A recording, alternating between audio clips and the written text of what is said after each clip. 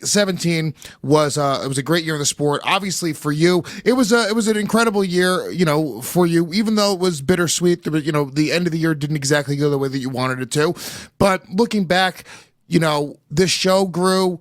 You obviously had some amazing things happen with your career, both in and out of the cage. So we're going to look back at 2017 as a whole. There's also a bunch of great moments that have happened in the sport that we feel as if kind of change the face of the sport, that will change what happens in the future of the sport. So we put together the 5 biggest moments in 2017 that will forever change the face of MMA. And we're also, throughout this, we're going to be giving out some awards for Fighter of the Year, Performance of the Year, etc.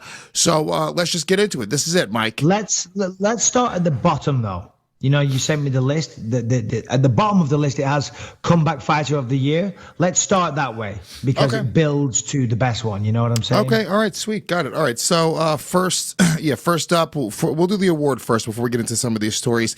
Comeback Fighter of the Year. There's been a lot of guys. When we say Comeback Fighter of the Year, we're not talking about in a fight they came back. We're talking about they came back. Resurgence of their career. Yes. And, I got to be honest with you, Mike, there's probably only one guy that we can give this to. Well, on the shortlist, you have Patrick Cummins, you have Rafael dos Anjos, or Rafael, you have Clay Guida, and you have George St. Pierre. It's got to go to George St. Pierre, simple as that. I mean, the guy was away for over 3 years, came back, choked me out unconscious, the prick, and took my belt. If that isn't a resurgence of a career, I don't know what is. So, I think it's pretty straightforward. George St. Pierre, Comeback Fighter of the Year. All right, that's it, GSP. So you wait for that BYM award. Correct. It's going to come in the mail. Yes, it is. Okay, next one we have the Breakout Fighter of the Year, of course. Are we just going to run? Are we going to run straight through them, are we going to just run straight through them, or do we want to maybe talk about GSP choking me out some more? Well, I was figuring maybe we could talk about one of these big stories of the year. Are we just going to run straight through them? Okay. All right. Do a big story. The floor is yours, Lewis. Go ahead. I figure I'll just sit my mimosas and shut the fuck up. No, man, don't you? Well, you listen. Just you relax. You're the fucking man. You don't even have to worry about the structure of the show. If you wanted to, you could just show up and fucking talk. We take care of everything for you. You're the champ. I'm sending you a photograph right now. It's definitely going to be of his dick. If it's your dick, I'm going to tweet it out. Why would it be my dick? Because that would be. I don't understand why people do this. That would be the most hilarious thing to send me. Generally unattractive things. Well, to me anyway. Yeah. Why would somebody take a picture of their cock and send it to a girl or a guy or whatever? I just don't get it. Well, no, look, to a chick, I don't do it. I mean, every once in a while, a chick will ask for it, but for a dude, it definitely have to be erect, and even then, it's covered in veins and whatnot. And if it's not. It doesn't look good, does it? Yeah. This is what I do when people ask to see my kid. I just show them a picture of my dick. That's my move. Fair enough. All right. So look, let's talk about one of these big stories. Okay. 2017 was huge. These are the stories that we believe will forever change the face of the sport moving forward. So I'd say the biggest one, or one of the biggest ones this year, in my opinion, is the UFC entering what I will consider its very own attitude era.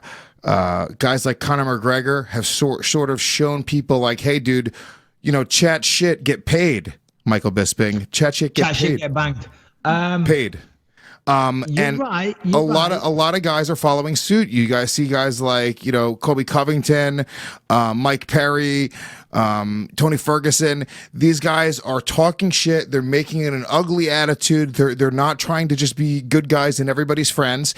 And I think that this is a new thing in the sport, that there were guys like you that were doing it forever. Tito Ortiz doing it forever. But this has become sort of a way to talk yourself into big fights. Go to Twitter, go to the microphone, do whatever you can do. Talk shit, get paid. It's funny that you say that. As I said earlier, Wednesday I was on UFC Tonight and we interviewed Carlos Condit. And one of the questions that I asked him, I said, listen, Carlos, you've been around the UFC forever now. What is one of the biggest changes that you've seen? And he thought about it for a second. And then he said, well, it seems to be these days, much like yourself, Michael, people are more concerned with talking good rather than fighting good. And so, of course, I rebutted and I said, hold on, excuse me, Lewis. Excuse me, Carlos. I fight pretty well as well. And he laughed. He said, no, of course you do. But he said the same thing what you're saying. You know, a lot of people now, they can talk their way into the upper echelons of the UFC. They can talk their way into a title fight, a main event, so on and so forth.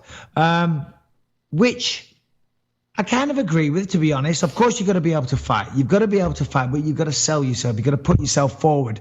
Now, whatever yourself is, you've got to be true to yourself. If you're not a shit talker, don't be a shit talker.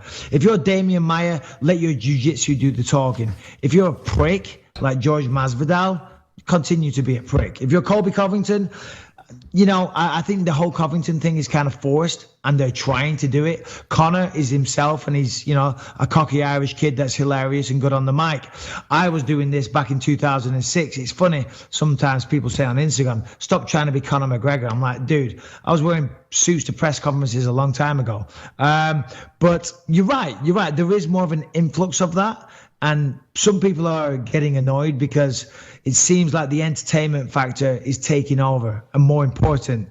But you do have to sell yourself. You know, I mean, people always say, when you get on that microphone after a fight, make sure you've got something good to say. Don't just say, I'll fight whoever the UFC put in front of me. Don't say that. You've got to pick an opponent. Say something, you know, not necessarily controversial, but say something that resonates with people, that sticks out in their mind. You know, if you just, you know, go blah, blah, blah, blah, blah, whoever the UFC want, it's a wasted opportunity. But you're right, there is people taking it too far, taking it to the next level, and it's kind of becoming forced and a little cringe at times.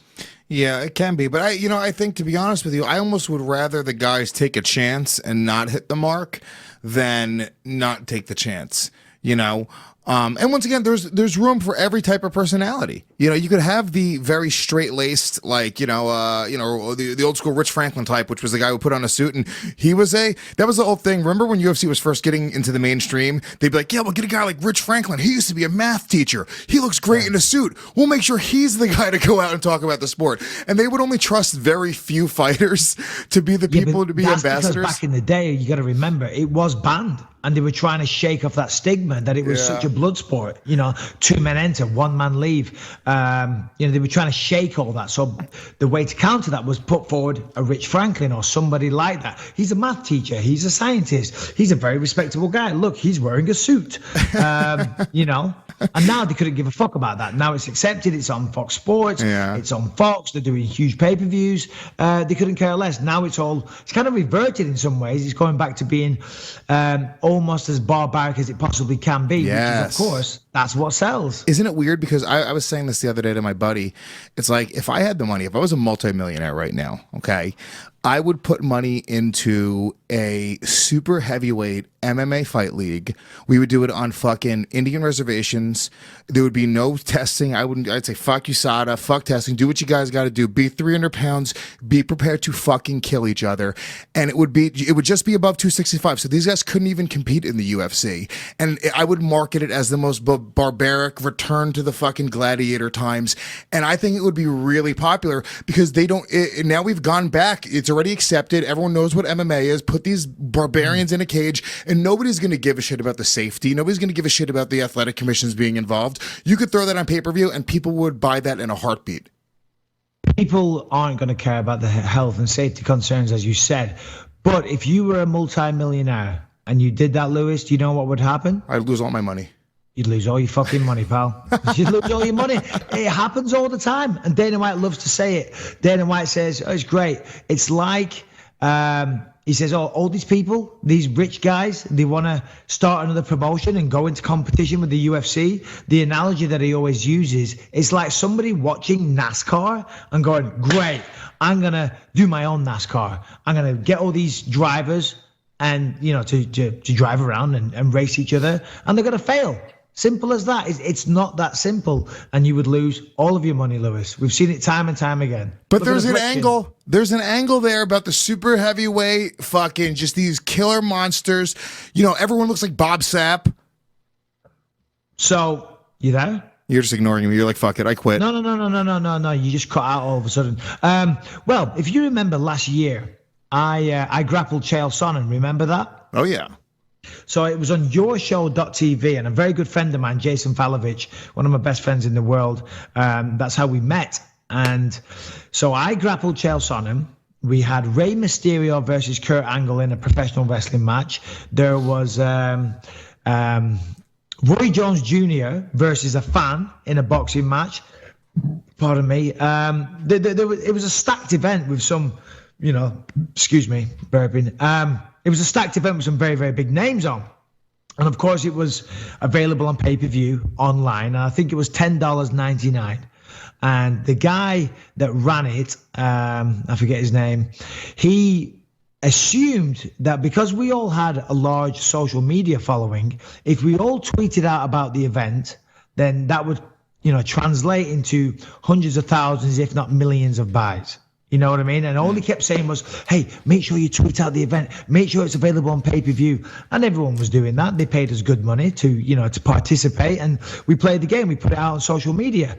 But the thing was an absolute flop. I don't know how many buys they did, but hardly any. Because just because you follow somebody on Twitter, just because you click follow, doesn't mean you're going to spend money on their products. Doesn't mean